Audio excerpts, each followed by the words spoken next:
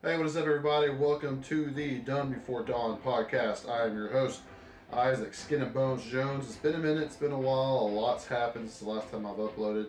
A lot of stuff has gotten in the way of me doing this. I haven't really made it a priority. That's definitely my fault.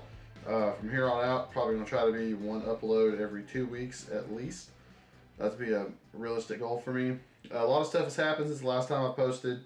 Ukraine has recently been invaded, and today we're going to talk about exactly why Ukraine was invaded and why the West and the East are kind of in this schism of different beliefs. And I think this is a real world example of how like people kind of ignore a lot of the humanities because they're not like productive to where you don't people don't really value philosophy, reading, or writing, and a lot of those questions that those subjects deal with kind of get swept under the rug because they're not pertinent to everyday life that we are used to in the West. But in the East now, with the invasion of Ukraine, it's become very clear that there are some serious issues and some serious differences between cultures in the modern era that have to be solved.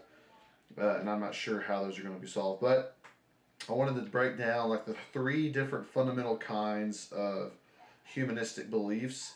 What the West or the United States and Europe, for the most part, those Western cultures abide by, what a lot of the Eastern cultures abide by, and what a lot of cultures in general have abided by. This third different kind of humanism that we'll talk about.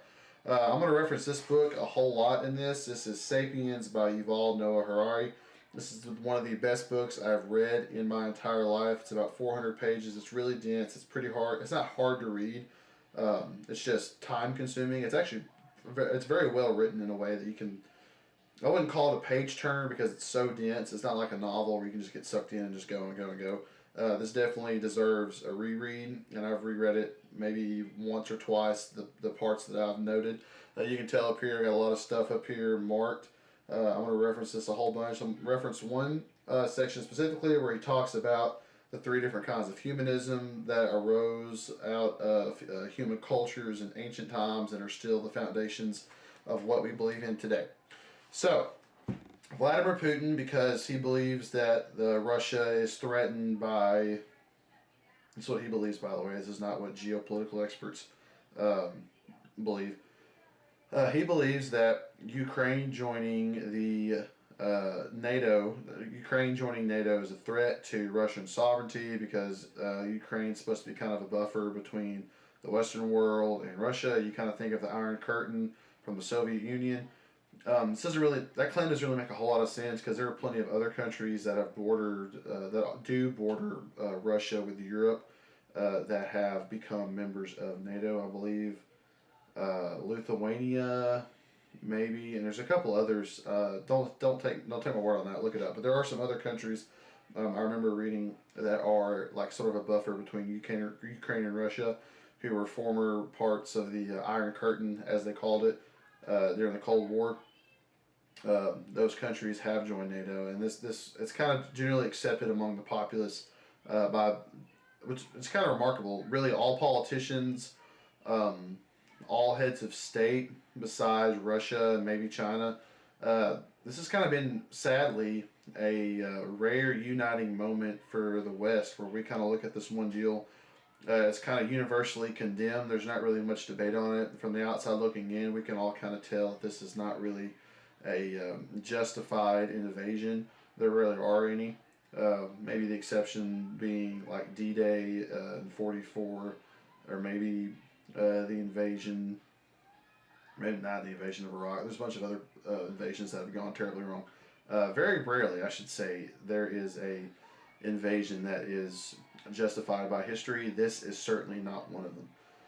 So when we look back in history and we're actually trying to figure out the differences in beliefs that leaders have in justifying their actions of war or justifying their actions in politics, we kind of break them down into three different categories as historians and as philosophers whenever we're reading this stuff. Generally speaking, once ancient Greek culture was kind of revived in the Renaissance, and I know there's exceptions to that. We're talking about Europe. There are definitely places in the East that those ideas never really did die, but from a Eurocentric standpoint, they definitely took a hit during the Middle Ages. When those ideas come back in the Renaissance and we realize that humans are capable basically of free thought that the idea that kind of God controls what we think and that we should always obey what God commands kind of gets challenged to where individual humans are capable of creating great stuff, and that you need to be like a Renaissance man, you need to be well rounded, you need to be founded in several different arts, you need to be well read. Once we kind of accepted the fact that humans are able to reason on their own, they're able to justify and claim things for themselves, we have to get into this question that now, since that there's humans running the world, not necessarily a god, from like the state point of view, how do we organize ourselves into groups? Because it used to be priests and kings were on top of the hierarchy. Now, 16, 1700s, those slowly start to get eaten away by modern democracies and some republics. We have to ask ourselves, like, what are the new rules for humanity now that the old rules have gotten out? So there's basically three different kinds of humanism. Humanism comes back. We have human-centric belief. Humans are the center of reason. We have the right to decide what's true and what's not true. The first kind of humanism is liberal humanism. And I know some of my viewers may cringe at that word, but please let me explain. It's like a classical liberal view of the world. Liberal meaning free. Libra, the root word in Latin, means free. Same root word in library, by the way. That's kind of fun because you go read books, frees your mind. That's really kind of poetic. There's liberal humanism, the freedom of the individual. In America, in a lot of the Western countries, we value individual freedoms. I know that can be challenged because of some of the stuff that's happened during COVID. Generally speaking, in the major course of history, the West has always valued liberal humanism as the foundation that the government and that society is built upon. Well, let me go over the next two first. There's liberal humanism, there's social humanism. This is what the East, we're talking Soviet Union, Russia, Laos, China, those kind of countries, maybe northern Vietnam, definitely North Korea, to where society has more precedent, has more precedence, has more importance than the individual. And what is good for society has to be put in front of what is necessarily good for the individual. If there is a decision that has to be made that would benefit 99 people at the cost of one person losing some of their rights, it's better for the 99 people to benefit from it because the individual is. Because if we value all human life equal, as humanists do, generally speaking, if you value human life equally, then it's easier to, or it's more justified to sacrifice one to save many. This famous Stalinist phrase, if you have to break a few eggs to make an omelet, it's fine. That is the idea that like social, that's where socialism, kind of the commune, the communist ideas come from, that the group takes precedence over the individual. Okay, so far we have liberal humanism, the individual takes precedence over the group, and then social humanism, where the group takes precedence over the individual. The third type of humanism is called evolutionary humanism. Classic example for this in history classes would be like the Nazi regime, the Third Reich. This is basically kind of the use of Darwinist beliefs that there are differences between human cultures that are obvious and that should be dealt with in policy. Hitler's way of doing this was obviously claiming that the German race was probably the most superior, that he had a right to give his German people breathing room because they were the most important. They were the ones that needed the most reassurance. They were the ones that needed the most resources. And at the bottom of the evolutionary hierarchy, of course, were the Jews and the Gypsies and the homosexuals and all those people that were murdered in the Holocaust. Those people have not, according to Hitler, evolved as far as the Aryans in Germany did, and therefore did not have the same sort of rights that others had in Germany. So looking back in history, you can generally categorize any major ancient civilization in history into one of these three categories. Not just ancient civilizations. Well, you can really categorize any ancient civilization probably into social humanism or maybe evolutionary humanism, to where they may believe that their tribe, and of course the evolutionary humanist, there's really not a public evolutionary humanist figure anymore. There's not really anybody in university or any scholar that is an advocate for evolutionary humanism because it's obviously incorrect and kind of does have a lot of racist prejudices in it.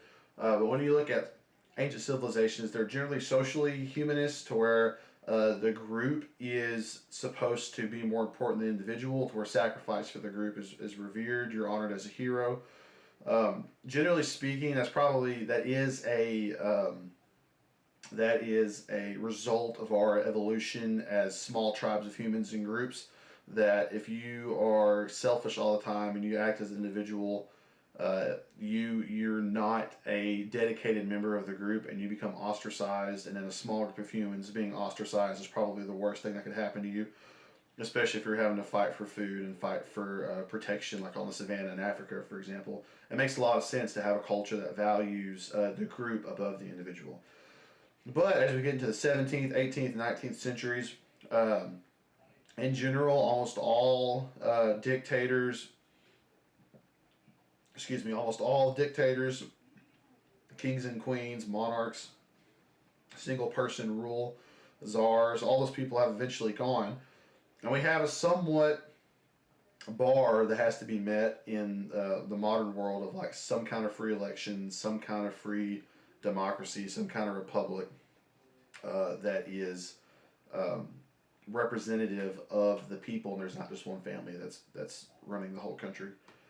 So in modern times, generally we're moving to a more liberal humanist direction. There's more individual freedoms. I know a lot of people on the right will claim that those individual freedoms are being suppressed. A lot of people on the left may claim that we have to sacrifice some individual freedoms for the betterment of society. America, of course, is probably the great compromise between those two beliefs. The problems are kind of obvious whenever you look at these three. It's kind of being a American and being a person who's used to the liberties and freedoms that we have. It's kind of instinctual to run towards liberal humanism as the obvious correct choice. But if you push, that's the problem with all these. If you push them to their extremes, so if you push their foundational claims all the way to the end, you get situations that are sort of absurd to deal with. And I know that's like a logical fallacy to like push something to absurdity, but like take this example about liberal humanism. Liberal humanists claim that you have the right to self-defense. Second Amendment has been added in our Constitution for a reason, they claim. If you are a true liberal humanist and you believe that people have the right to over their own bodies and their actions, they can do whatever they want to, as long as they don't violate someone else's individual rights. Because if you violate someone else's individual rights, then you are encroaching upon liberal humanism. So it's not really. If you have one individual who's hurting a whole bunch of other people, then it's not liberal humanism, because other person being approached on is no longer free. But then you could say, in theory, that if you have a person like carrying around a suitcase nuke, as long as they don't set it off, then there's no reason for them to be like punished, because they haven't really done anything wrong. And on its face, it sort of makes sense, because we don't really like to punish people. As liberal humanists, we don't really like to punish people unless they've hurt someone, because it's not really fair to give physical punishment to someone who hasn't done anybody else physical harm.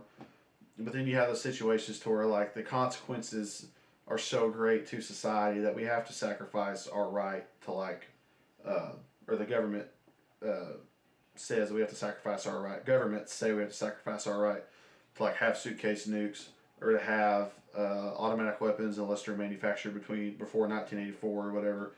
The people and the government, supposedly the people, kind of pick and choose where on the edges of the circle of individual rights we have to chip away to preserve society, because it doesn't make a lot of sense to have suitcase nukes be illegal to where the consequences of one of those being misused are so great, and that the benefits of owning them are so little that it makes sense in theory for the government to limit those. Now, of course, the argument can be applied to AR-15s. That's a whole different debate. Something we'll have a different time. But we're trying to get back to Ukraine and liberal and social humanism. Social humanist, the individual definitely has to come below society. Society has to make the choice on what is best for them. The problem with social humanism, if you carry it to its extreme, is that you essentially have to have a small group of people determining what is best for society, because people always organize themselves into structured hierarchies, no matter what kind of culture they're in. There's always some kind of structured hierarchy. Even in communist Russia, so the Soviet Union, there was a hierarchy of bureaucrats and individuals, Stalin being at the top, obviously. You have to have like a small group of people who decide what's best for society, and it makes no sense to have a dozen people deciding what's best for like 300 million. if you want to use America for example. Just social humanism and on its own doesn't make enough sense. Liberal humanism on its own doesn't make enough sense. And so here in the West, we put a more of an emphasis on the liberal humanism, and then we sort of take away parts of our liberal freedoms to keep society safe. To where on the flip side of that, socially humanist countries start the status quo is that we start with what's good for society, and then if we have to pull away what's good for society to give some individual rights, then that's okay. It all depends on what the status quo is. The status quo in the West is that individuals have all these rights, and then if we have to pick from those to keep society safe, if we absolutely have to, we will. And then the East, the Soviet Union, Russia now, a lot of these, China, a lot of the Asian countries, kind of start with society being more important, and then if we have to protect individual rights here and there and sacrifice society, then that's okay. So we get back to Ukraine and Russia's invasion of Ukraine. Vladimir Putin claiming that their country was threatened unless they invaded. On the outside, obviously, it makes absolutely no sense. On the inside, I'm sure to him it may seem justified, or maybe he's just putting on a facade for the world, uh, for the world politicians. I don't know, but we have to understand that the fundamental difference between the East and the West is so basic. The mindset is so different. The philosophies are so different that eventually there's only in my opinion as a social studies teacher and seeing the past and reading about history, I think only not one or the other, but we're going to have some kind of blend of it in the future. And I think we need to make sure that the liberal humanist individual freedoms at least has a major role in that. Because essentially, as technology gets better and it becomes more and more easy for one person to do more and more damage to society, some of these individual rights are going to start being chipped away. And that's sort of inevitable, and I understand it in a way because like if technology progresses fast enough to where you can have one person release a virus or a bug for a computer that shuts down like medical services and kills millions of people, if you have to encroach on someone's rights a little bit to save that, that may be justified. But the problem with that is you have to have a group of people who decide which things have to be limited. So none of these things work on their own. It's all a compromise. Russia invading Ukraine, definitely socially humanist. They're not communists. They're worried about their people. Maybe evolutionary humanists, not necessarily to the extent that Adolf Hitler was or the Third Reich, but they may be. They definitely value. They definitely value their country more than the rights of other countries. And once you get on the nation versus nation level, a lot of this liberal humanist and socially humanist stuff gets really messy because once you have two different societies interacting, there's really there's no framework because there is no governing body between those two nations. Those two nations are their own governing bodies, so there is no rule book that you absolutely have to follow. We have that through NATO. We have some sort of guidelines. We have the post World War II alliance, all of these agreements, and the North Atlantic Treaty that came earlier than that.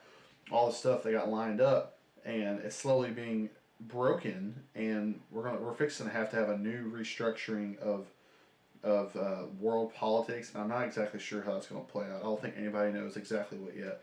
But as Putin is invading, pray for the Ukrainians.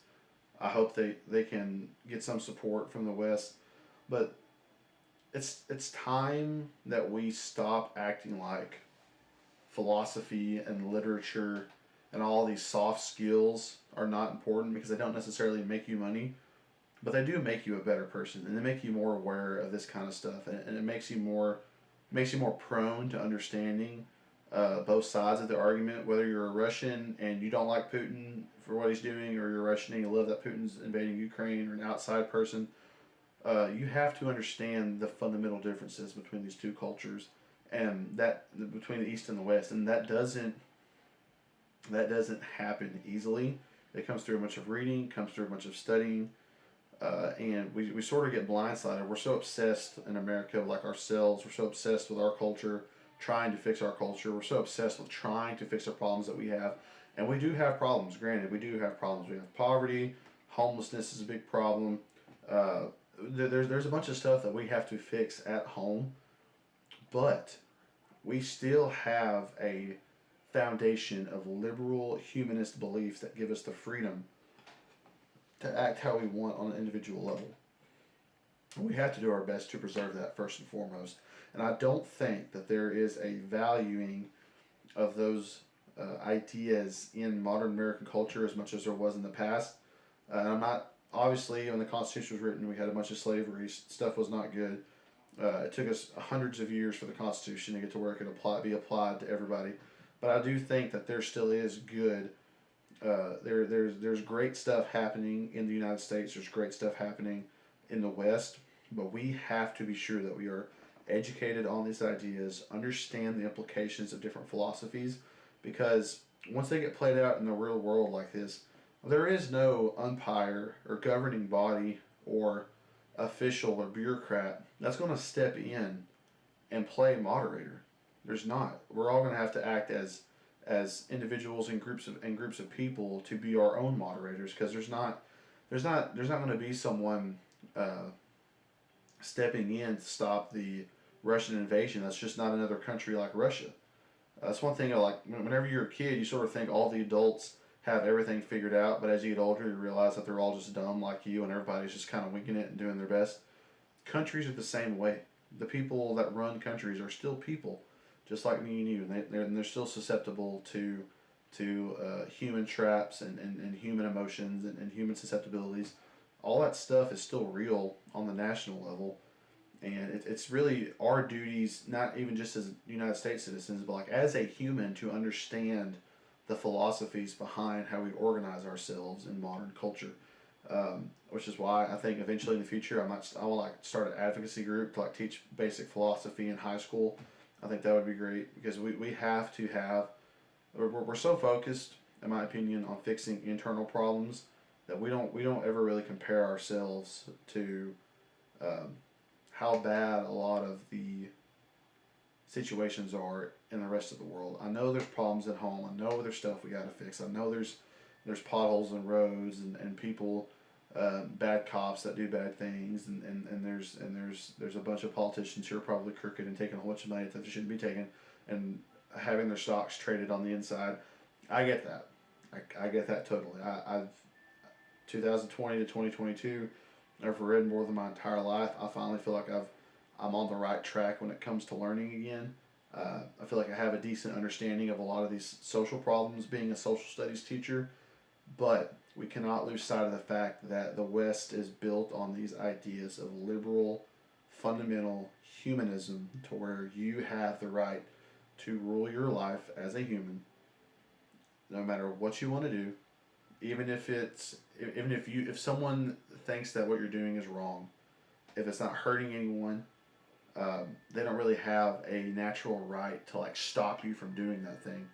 Uh, but we have to understand, we have to learn to respect people's different beliefs as long as they're not hurting people on the fundamental level. We can't vote for people that want to encourage laws that lead to more violence, or unnecessary violence, I should say, lead to unnecessary violence, because sometimes there is necessary violence. Like in Ukraine, if your country's getting invaded, fighting back, I would consider that necessary. We have to relearn and understand the basic principles that have set up Western civilization and Western humanity, and that doesn't come without philosophy, knowing your history, knowing your philosophers. You have to know so you can be prepared for when stuff like this happens. Let's stop sweeping humanities under the rug. Make sure people read. Make sure people can write, express themselves. Make sure people can speak. Make sure people know how to think, not just what to think. Teach them how to think in school. And I think on the back side of this, I think we may be able to get through. That being said, that's all I have to say. I really want to encourage you to read. I'm reading through the Portable Nietzsche right now, and I'm reading Crime and Punishment. I try to like pair myself with a fiction and nonfiction book. This being Nietzsche, obviously. The first part's actually nonfiction. I'm reading some of his letters and stuff, but then some of his novels are in the middle of this, so that's fiction. And I'm reading Crime and Punishment, which is fiction. I just got done reading a fantastic book called Educated, which is written by a lady named Tara Westover. I'll do a separate podcast on that book. Totally, everybody should read that book. I love that book. I read it in 2.5 days. I don't really. It's like 300 and something pages. I had it on my Kindle. I didn't look at the page count. Just read and read and read. It's her memoir, how she escaped her very oppressive family, these crazy, so like far right wing survivalist type people in Idaho, and eventually got her PhD at Cambridge, believe it or not, which is fantastic. I'll do a whole podcast on that book. Make sure you read. Make sure you understand the principles that our Western society is built on, and really decide for yourself which of those are worth preserving. If some of those have to be changed, be educated enough to propose changes where they need to be changed. Don't be stupid. Educate yourself. Stop being ignorant. Take responsibility for your own learning. And I will see y'all next time. This is the Dumb Before Dawn podcast. I am your host, Isaac Skinnamones Jones. Check me out at DBD Isaac on Twitter, Skinnamones Jones on Instagram, the Dumb Before Dawn podcast on YouTube, Dumb Before Dawn podcast on Spotify. Thank you all for listening, and I will see y'all next time.